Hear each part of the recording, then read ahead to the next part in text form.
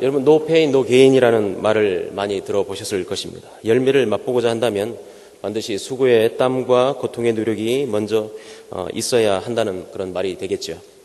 또 no sweat, no sweet라는 그런 말도 같은 의미입니다. 이런 표현들은 특별히 추수의 계절 가을에 우리가 받게 될 결실들에 대한 정당한 이유를 말해주는 그런 표현들일 것입니다. 그런데 이런 비슷한 표현으로서 no cross, no crown이라는 단어가 격언이 있습니다. 십자가 없이 멸류관이 없다는 그런 말입니다. 추수 때 이 표현을 많이 쓰기도 하지만 그러나 이 표현은 단지 씨 뿌리는 그런 초봄의 시기와 또 열매를 거두는 가을 추수 시기에만 어울리는 표현만은 아닙니다. 십자가 없이 멸류관이 없다는 말은 영적 신앙 세계의 핵심 원리로서 우리 예수님이 이 땅에서 행하신 사역 두 가지를 아주 잘 보여주고 있기 때문입니다. 오늘 이 본문의 말씀을 통해서 예수께서 행하신 사역 두 가지 측면을 예수님의 자아 호칭, 스스로 자신을 가리켜서 명하신 인자라는 말을 통해 상고해 봄으로써 예수님은 어떤 분이신가를 다시 한번 우리가 깨닫고 나아가 경양의 성도가 어떠한 자세로 추수의 계절 가을을 통과하고 또 추수감사주의를 맞이해야 하는지 상고해 보고자 합니다. 첫째로 예수 그리스도는 하나님의 아들로서 세상에 임하시는 영광의 인자이십니다. 우리 다 함께 마가복음 8장 27절로 30절까지 합독하겠습니다. 예수와 제자들이 가이사랴 빌립보 여러 마을로 나가실새 노중에서 제자들에게 물어 가라사대 사람들이 나를 누구라고 하느냐 여짜와 가로되 세례 요한이라 하고 더러는 엘리야 더러는 선지자 중에 하나라 하나이다. 또 물으시되 너희는 나를 누구라 하느냐 베드로가 대답하여 가로되 주는 그리스도시니이다 하매 이에 자기의 일을 아무에게도 말하지 말라 경계하시고 아멘. 예수님과 제자들은 전도 여행을 다니시던 중 가이사랴 빌립보 지방에 이르렀습니다. 이때 예수님은 제자들에게 이렇게 물어보셨습니다. 사람들이 나를 누구라 하느냐라고 말입니다. 동일한 내용을 기록하고 있는 마태복음 16장 13절에서는 사람들이 인자를 누구라 하느냐라고 물어보셨습니다. 즉 예수님은 자신을 가리켜서 인자, 하나님의 아들, the Son of Man, 헬라 언어에서는 그 사람의 그 아들로 되어 있습니다. 이 표현을 하시면서 사람들이 인자에 대해 어떻게 생각하는지를 물어보신 것입니다. 이에 제자들이 대답을 합니다. 어떤 이들은 예수님을 가리켜 세례 요한이라고 말합니다. 또 어떤 이는 예수님에 대해서 엘리야 같은 분이라고 말합니다. 어떤 이는 예레미야라. 또 어떤 사람들은 선지자 중에 한 분이라고 예수님을 그렇게 말하였습니다. 라고 대답했습니다. 그런데 갑자기 예수님은 다시 이렇게 제자들에게 질문하셨습니다. 그렇다면 너희는 나를 누구라 하느냐? 이제는 다른 사람들이 아닌 제자들의 생각을 물어보시는 것입니다. 이 헬라 언어에서도 이 부분에서 강조되어 있는데 바로 너희들은 이렇게 되어 있습니다. 바로 너희들, 제자로서 함께 다녔던 바로 너희들은 인자를 누구라고 생각하느냐라고 물어보신 것입니다. 갑작스런 질문에 제자들은 당황하며 무슨 말을 할 줄 몰라 했는데 그때 베드로가 여러분이 잘 아시는 대로 멋진 신앙 고백을 하게 됩니다. 마가복음에서는 주는 그리스도이시니이다 라고 고백을 했습니다.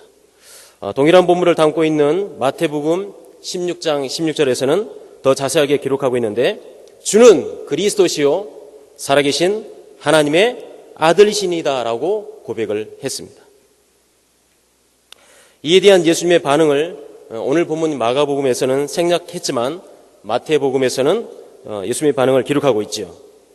예수께서 베드로의 신앙 고백을 칭찬하시면서 그 고백 위에 교회를 세우시겠다는 그런 선언을 하셨습니다. 그렇다면 왜 예수께서는 베드로의 고백에 대해 칭찬하시며 그 고백 위에 교회를 세우시겠다는 선언을 하신 것이겠습니까? 그것은 예수께서 자신을 가리켜 사용하신 칭호인 인자와 관련이 있는 것입니다. 예수님은 자신을 가리켜 인자라고 칭하셨고 베드로는 그 인자이신 예수님에 대해 주는 그리스도시요 살아계신 하나님의 아들이라고 응답했음을 주목해야 합니다. 즉 인자는 하나님의 아들로서 메시아라는 고백입니다. 이는 구약성경 다니엘 7장 13절 14절에 예언되어 있는 말씀을 연상케 합니다. 다니엘서 7장 13절 14절에 보면 내가 또 이상 중에 보았는데 인자 같은 이가 하늘 구름을 타고 와서 옛적부터 항상 계신 자에게 나와 그 앞에 인도되매 그에게 권세와 영광과 나라를 주고 모든 백성과 나라들과 각 방언하는 자로 그를 섬기게 하였으니 그 권세는 영원한 권세라 옮기지 아니할 것이요 그 나라는 패하지 아니할 것이니라 라고 했습니다. 여기 인자 같으니 one like a son of man, 인자 같으니 사람의 아들 같은 자란 말입니다. 그런데 모습은 사람의 아들과 같은데 그가 가진 권세는 결코 보통 사람의 아들의 권세가 아니었습니다. 그가 가진 권세는 영원한 권세였습니다. 옮기지 아니할 권세라고 했습니다. 또 그의 나라는 패하지 아니할 것이라고 했습니다. 한마디로 다니엘서에서 말하는 인자 같으니, 즉 인자는 신적인 권세를 가진 특별한 자였던 것입니다. 그 인자가 위대한 권세를 가지고 임하실 것이라는 선언입니다. 그 인자가 기름 부음을 받은 자, 곧 메시아요 그리스도라는 사실입니다. 바로 그 인자는 신적 권능을 가지신 하나님의 아들이셨던 것입니다. 모든 유대인들은 바로 이 영광으로 임하실 메시아요 왕으로서 면류관을 쓰시고 이 땅에 오실 하나님의 아들로서 인자를 고대하고 대망했던 것입니다. 이처럼 베드로는 예수께서 친히 자신을 가리켜 인자라고 표현하실 때 다니엘서에 예언된 하나님의 아들로서의 인자가 바로 예수님 당신이십니다 라고 고백을 했던 것입니다. 주는 그리스도시요 살아계신 하나님의 아들이십니다. 영광의 하나님의 아들로 임하시는 인자이신 예수 그리스도, 바로 이것이 우리 신앙의 핵심임을 믿고 하나님의 아들로서 세상의 영광 중에 임하신 예수 그리스도를 더욱 믿고 따르는 성도님들 되시기를 바랍니다. 둘째로 예수 그리스도는 죄인의 구원을 위해 고통당하시는 고난의 인자이십니다. 마가복음 8장 31절로 33절을 합독하겠습니다. 인자가 많은 고난을 받고 장로들과 대제사장들과 서기관들에게 버림바 되어 죽임을 당하고 사흘 만에 살아나야 할 것을 비로소 저희들에게 가르치시되 드러내놓고 이 말씀을 하시니 베드로가 예수를 붙들고 가나매 예수께서 돌이키사 제자들을 보시며 베드로를 꾸짖어 가라사대 사단아 내 뒤로 물러가라 내가 하나님의 일을 생각지 아니하고 도리어 사람의 일을 생각하는도다 하시매 하시고 아멘. 앞에서 살펴본 바와 같이 예수님 자신이 바로 하나님의 아들로서 영광으로 임하시는 인자이심을 선언하셨습니다. 그런데 바로 뒤이어 예수께서는 다시 자신을 가리켜 인자라고 말씀하십니다. 그런데 자신을 가리켜 인자라고 말씀하시면서 앞선 영광의 인자와는 전혀 반대의 이미지의 말씀을 제자들에게 주시는 것입니다.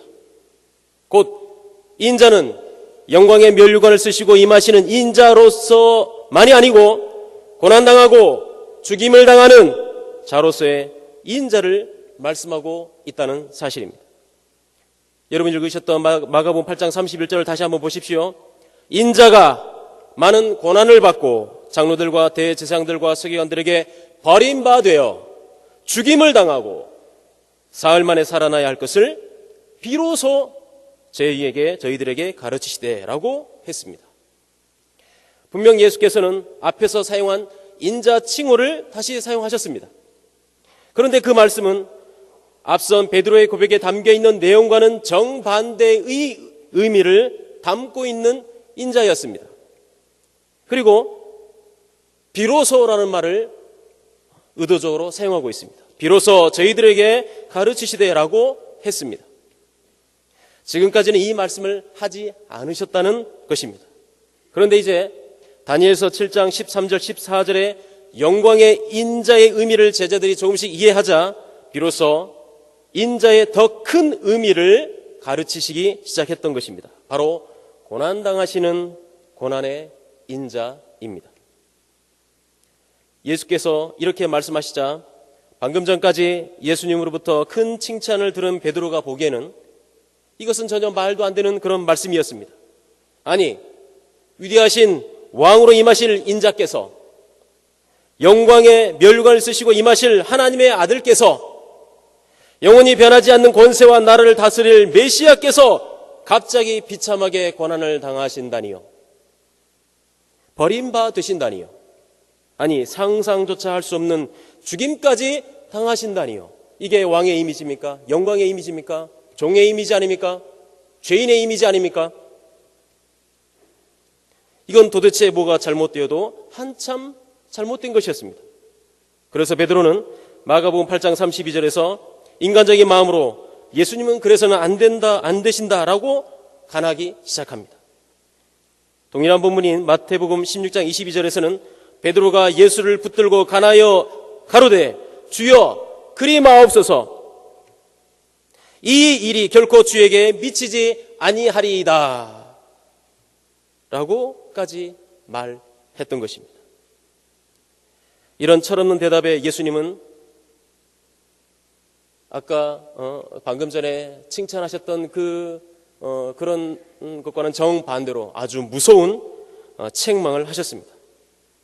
마가복음 8장 33절에 사단아 내 뒤로 물러가라, 내가 하나님의 일을 생각지 아니하고 도리어 사람의 일을 생각하는도다 라고 말입니다. 방금 전까지 칭찬을 들은 수제자 베드로에게 주님은 가차없이 지금 너의 어리석은 생각이야말로 사단 마귀가 주는 생각이다, 인간적이고 육신적인 생각에만 사로잡혀 있기 때문에 하나님께서 이루시고자 하시는 그 구속의 뜻을 전혀 깨닫지 못하는구나 라고 아주 무서운 책망을 하셨던 것입니다. 그렇다면 베드로가 아직 깨닫지 못하고 있는 하나님의 일, 즉 예수께서 말씀하신 대로 고난당하고 십자가에 달려 죽으시는 인자의 또 다른 모습은 무엇에 근거한 말씀이겠습니까? 그것은 바로 여러분도 잘 아시는 이사야 53장에 예언되어 있는 고난당하는 여호와의 종의 모습을 말씀하시고 계시는 것입니다. 특별히 그 중에 이사야 53장 4절로 6절을 보면 이렇게 말씀하고 있습니다. 그는 실로 우리의 질고를 지고 우리의 슬픔을 당하였거늘 우리는 생각하기를 그는 징벌을 받아서 하나님에게 맞으며 고난을 당한다 하였노라. 그가 찔림은 우리의 허물을 인하며 그가 상함은 우리의 죄악을 인함이라.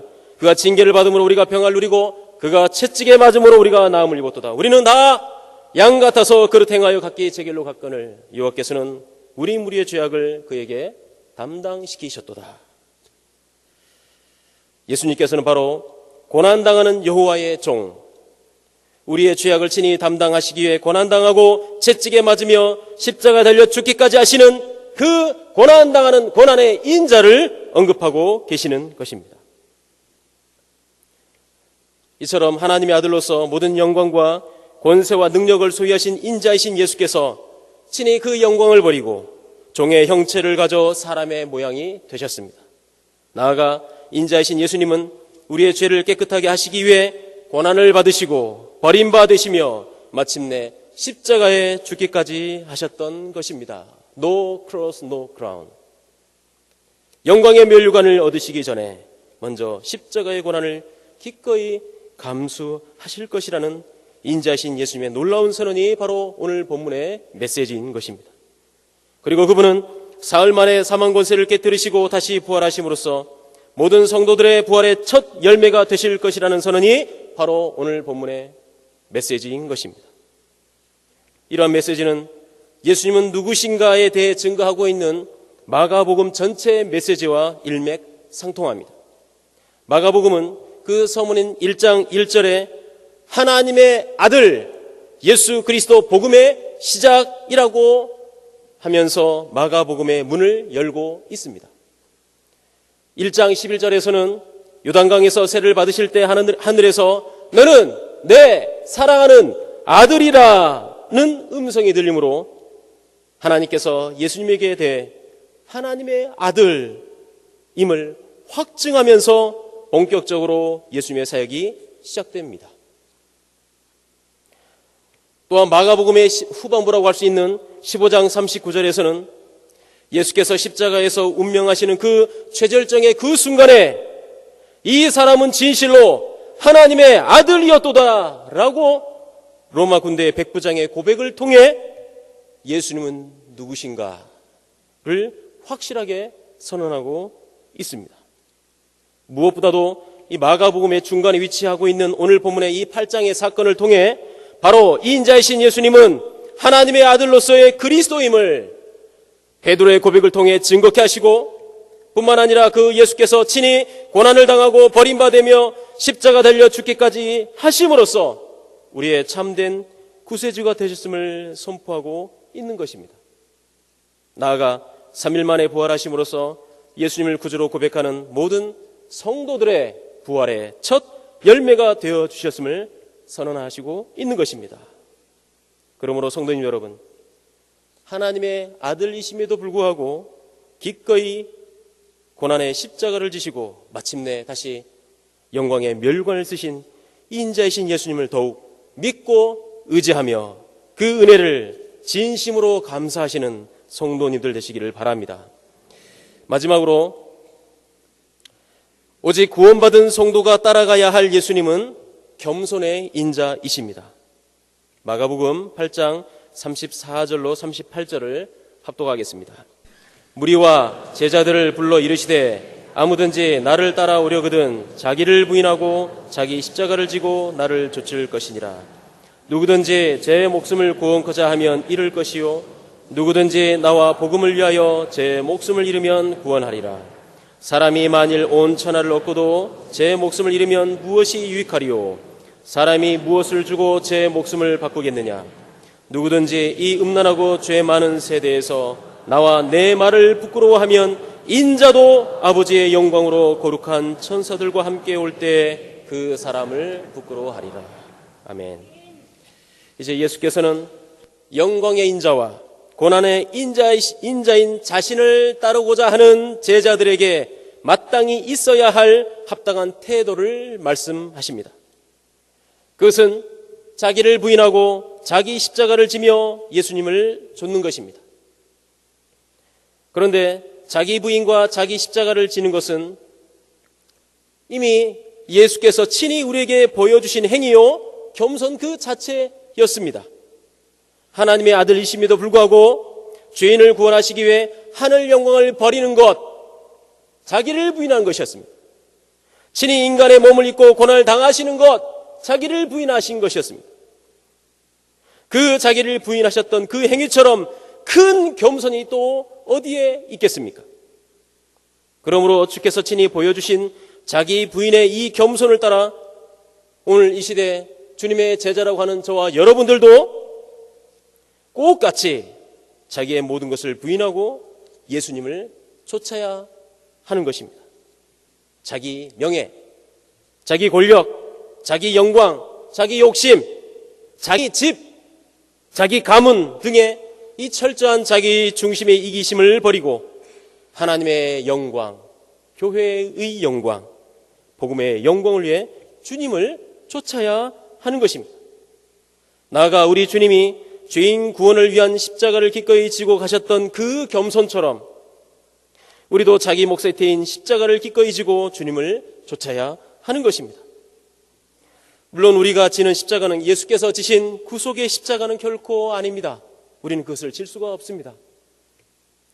우리가 지는 십자가는 각자에게 주어진 복음 전파의 사명, 사회생활의 위치에서 행할 빛과 소금의 사명, 하나님의 자기 피로 사신 교회를 모른 채 하지 아니하고 이 교회를 위해 섬기고 봉사하는 사명,